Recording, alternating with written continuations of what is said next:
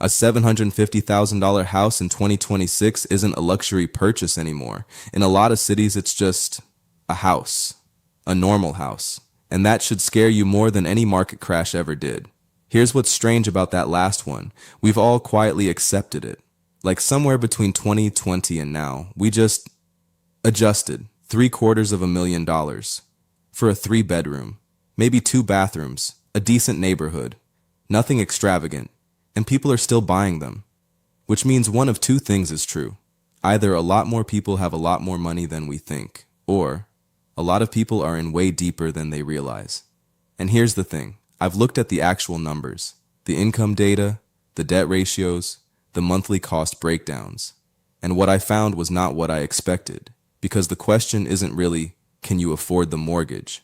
Banks will approve you. That's almost the easy part. The real question, the one nobody seems to ask out loud, is what does your entire financial life look like after you sign those papers? Month 1, month 7, year 3, that's where the math gets uncomfortable, and that's exactly what we're going to walk through. There's a specific feeling that happens when someone gets pre-approved for a big mortgage. It feels like permission, like the bank looked at your whole financial life, ran the numbers and said, yeah, you can handle this. And something about that, it quiets the doubt. It makes the scary thing feel safe, because an institution said so. But here's what the bank actually did. They checked if you can make the payment. That's it. They didn't check if you'll still be able to save for retirement. They didn't check if one job loss turns your life upside down. They didn't ask what happens when the water heater dies in February and the roof needs work by April. They just checked the payment, and you passed, so now it feels real. And that's the trap. Not the house. Not even the price. The trap is what pre-approval does to your brain. See, most people don't make financial decisions with spreadsheets.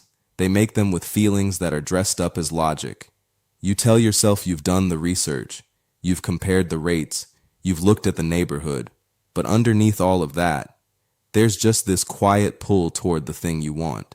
And the pre-approval letter gives you a reason to stop fighting it. Psychologists call it commitment and consistency.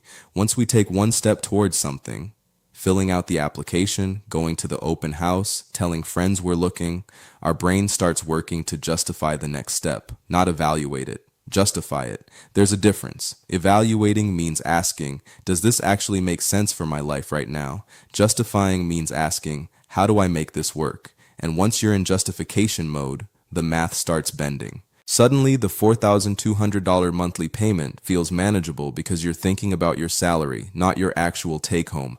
Suddenly, the property taxes feel abstract because they're paid annually, not monthly. Suddenly, the maintenance costs feel optional, like maybe nothing will break, maybe we'll be fine. That's not a plan. That's hope wearing a spreadsheet. And the painful part? It's not stupidity. It's not even irresponsibility. It's just how people work. We optimize for the feeling of being okay, not the reality of being okay.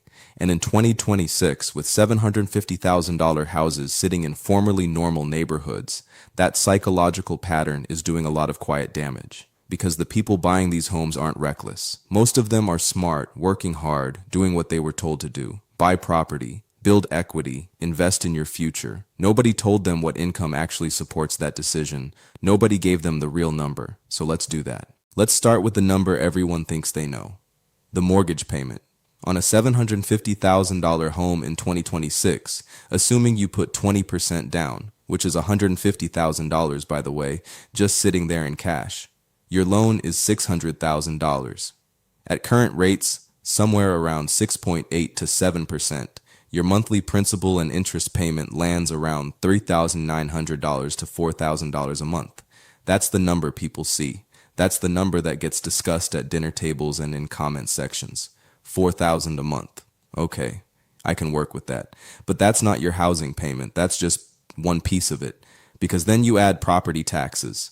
On a $750,000 home, depending on where you live, you're looking at anywhere from $6,000 to $15,000 a year. Let's be conservative and call it $8,400. That's another $700 a month. Then homeowner's insurance. Call it $200 to $250 a month for a home at that price point. Maybe more if you're in a flood zone or a state with weather risk. And if you put less than 20% down, which a lot of buyers do, because $150,000 in cash is not something most people just have, You're also paying private mortgage insurance, PMI, another $150 to $300 a month, just gone until you hit enough equity to remove it. So now we're not talking about $4,000 a month. We're talking about $5,100, maybe $5,300. And we haven't touched a single utility bill. We haven't mentioned the cost of actually maintaining a $750,000 property. Here's a rule most financial advisors use. Budget 1% of your home's value per year for maintenance. On a $750,000 house, that's $7,500 a year, $625 a month. And honestly, in the first few years of owning an older home, that number can run higher, a lot higher. So the real monthly cost of owning this house, mortgage, taxes, insurance, maintenance, is somewhere between $5,700 and $6,200 a month, conservatively. Now, what income supports that? The standard guideline, and this is what most lenders use, is that your housing costs shouldn't exceed 28% of your gross monthly income. Gross. Before taxes. Before anything comes out. To keep a $5,800 monthly housing cost at or below 28% of gross income, you need a gross monthly income of around $20,700, which is $248,000 a year. Let that sit for a second.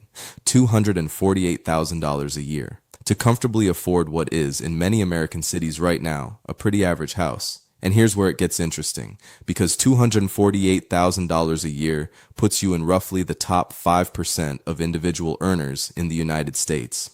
Top 5, not top 20, not top 10, top 5.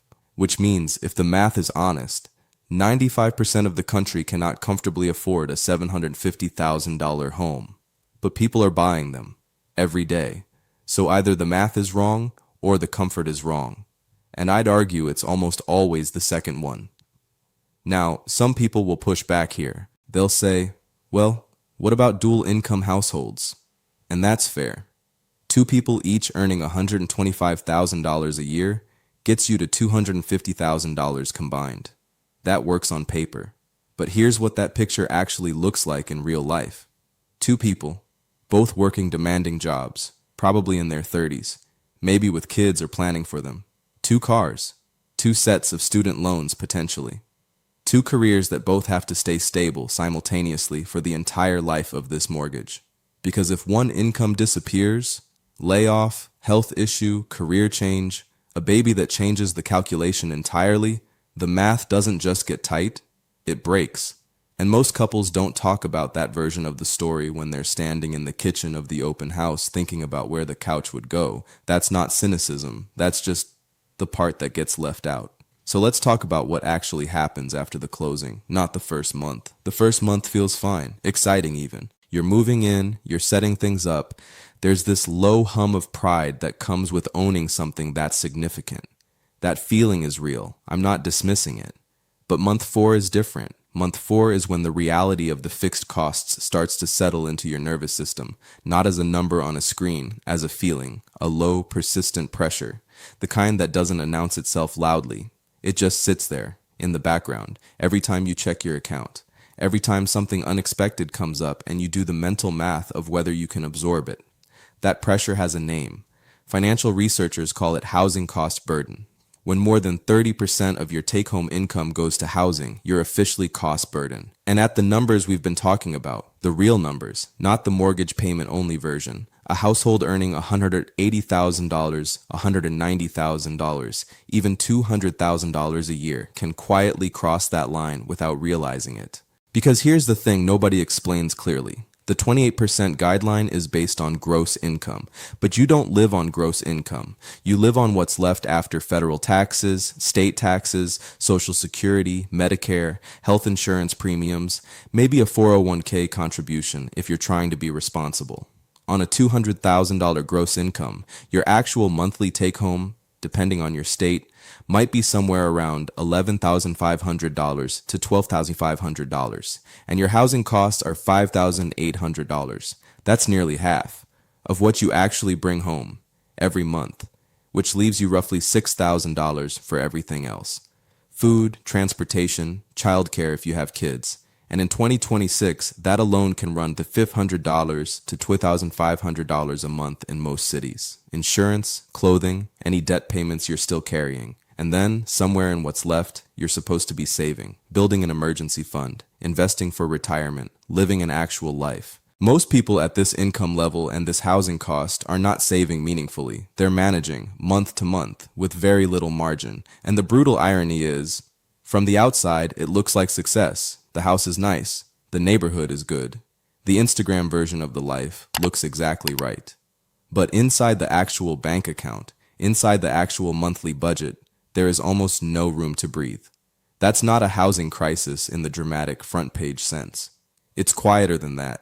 It's millions of households that are technically fine, never missing a payment, never in default, but one serious disruption away from a very hard set of choices. A job loss, a medical bill, a divorce, a car that needs replacing. Any one of those things without a meaningful cash cushion, and the house that was supposed to be the foundation of financial stability becomes the thing that makes everything else harder to fix. And here's the part that really stays with me. A lot of the people making this decision, the $750,000 purchase on an income that technically qualifies but doesn't actually breathe, they know. Not fully, not consciously, but somewhere underneath the excitement and the logic and the pre-approval letter, there's a quiet knowing that this is tight, that there isn't much room, and they do it anyway, because the alternative, waiting, renting, watching prices move, feeling like you're falling further behind, that feels worse. That feels like losing, and we are wired, deeply wired, to avoid the feeling of losing more than we chase the feeling of winning. So the house gets bought, the payment gets made, the life gets built around a budget that has almost no slack in it. And for a lot of people it works, until it doesn't. I'm not saying don't buy. I'm not saying $750,000 homes are always the wrong decision. What I'm saying is, the real math is not the mortgage payment. It never was. The real math is what your entire financial life looks like on the other side of that signature. The savings rate, the emergency fund, the margin, the breathing room. If those numbers still work, then maybe it works. But if the only way to make the payment math look okay is to not look too closely at everything else, that's not financial planning. That's just hoping the variables stay favorable. And they don't always. So who can actually afford a $750,000 house in 2026? Honestly, fewer people than are buying them. And that's not a judgment. That's just what the numbers say when you look at all of them. Not the one number the bank focuses on. All of them. The taxes, the insurance, the maintenance, the take-home reality, the margin that has to exist after everything else is paid. The people who can genuinely afford it, not survive it, not manage it, but actually absorb it without it quietly restructuring their entire financial life around one fixed cost, they tend to share a few things. They have significant liquid savings after the down payment. Not emptied out, not scraped together. Still there, still functional, still a real cushion. Their housing cost lands below 25% of their actual take-home. Not gross, take-home. And they have income stability that isn't entirely dependent on both people in a household staying employed in exactly the right way at exactly the right time. That's a real but narrow slice of the population. And here's what I keep coming back to. The problem isn't that people want homes. That's not the issue. The problem is that the system, the lenders, the listings, the cultural narrative around home ownership, it's all optimized to get you to the closing table, not to make sure you're okay 10 years after. The incentives don't point that direction. Your real estate agent gets paid at closing. The bank gets paid at closing. The seller gets paid at closing. Nobody in that room has a financial interest in your month 4, or your year 3, or what happens if one income disappears. That part is entirely on you to figure out, and most people figure it out after. Which is why I think the most important financial question you can ask before buying anything at this price level isn't, can I make the payment? It's, what does my financial life look like if something goes wrong? Not catastrophically wrong, just normally wrong. The kind of wrong that happens to most households at least once every few years. Because if the answer to that question requires everything to keep going perfectly, that's not a plan. That's just a best case scenario with a mortgage attached to it. The house will still be there when the math actually works. And if the math never quite works at this price, then the house isn't actually the right house. Regardless of how it feels standing in the kitchen, most people will hear this and still miss it They'll nod.